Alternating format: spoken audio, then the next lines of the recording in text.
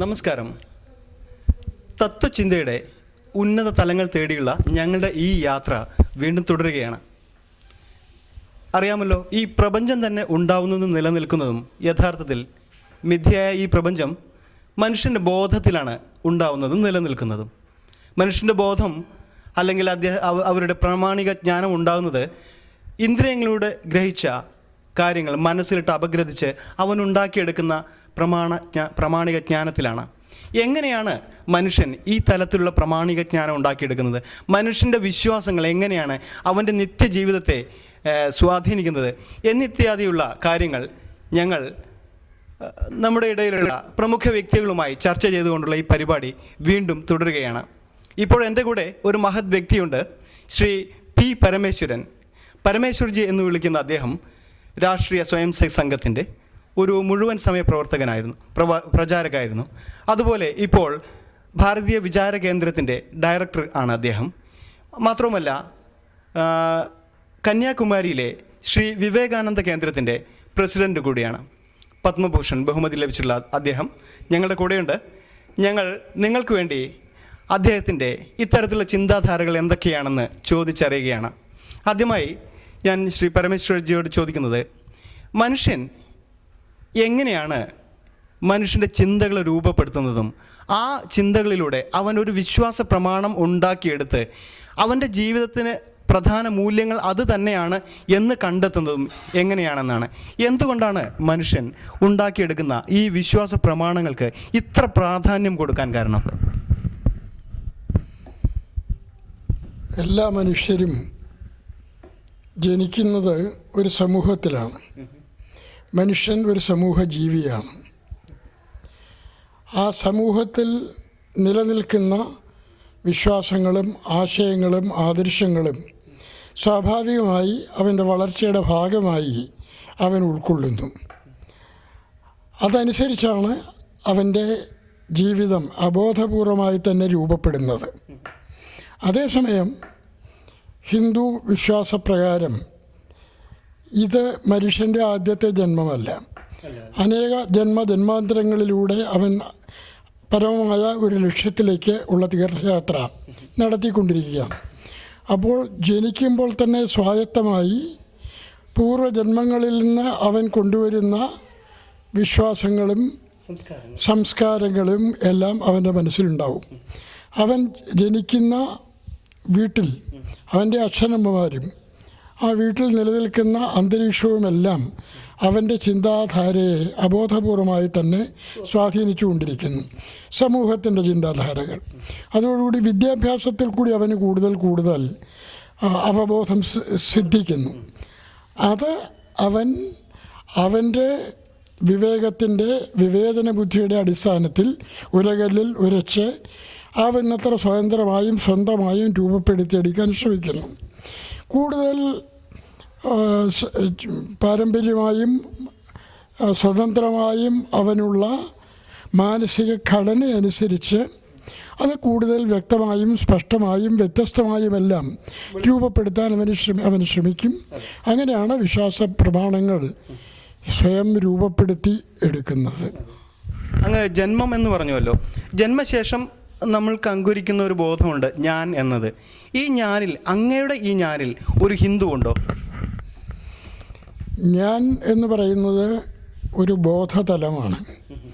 ആ ബോധതലം എല്ലാവർക്കും ഒരുപോലെ തന്നെയാണ്.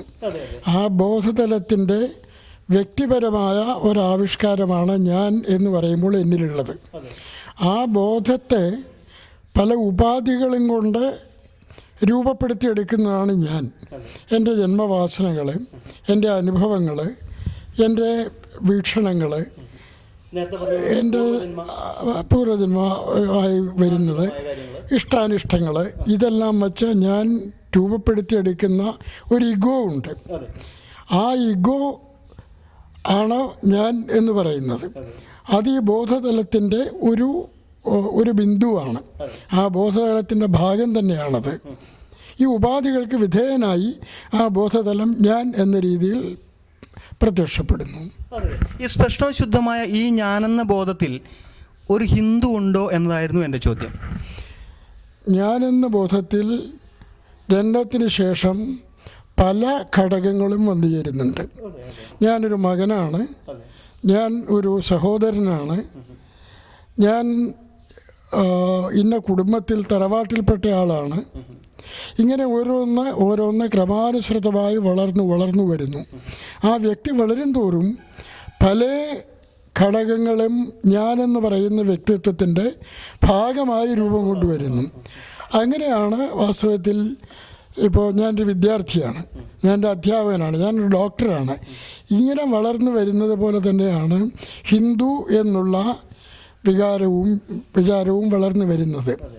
പക്ഷേ ഹിന്ദു എന്ന് പറയുന്നത് ഒരു സമൂഹത്തെ മുഴുവൻ ബാധിക്കുന്ന, സമൂഹത്തെ മുഴുവൻ രൂപപ്പെടുത്തുന്ന ഒരു സംസ്കാരത്തിൻ്റെ പാരമ്പര്യത്തിൻ്റെ ഭാഗമായതുകൊണ്ടും അവൻ ജനനം മുതൽ തന്നെ അത് ഉൾക്കൊണ്ട് വരുന്നത് കൊണ്ടും അതിന് പിന്നെ മാറ്റമില്ല.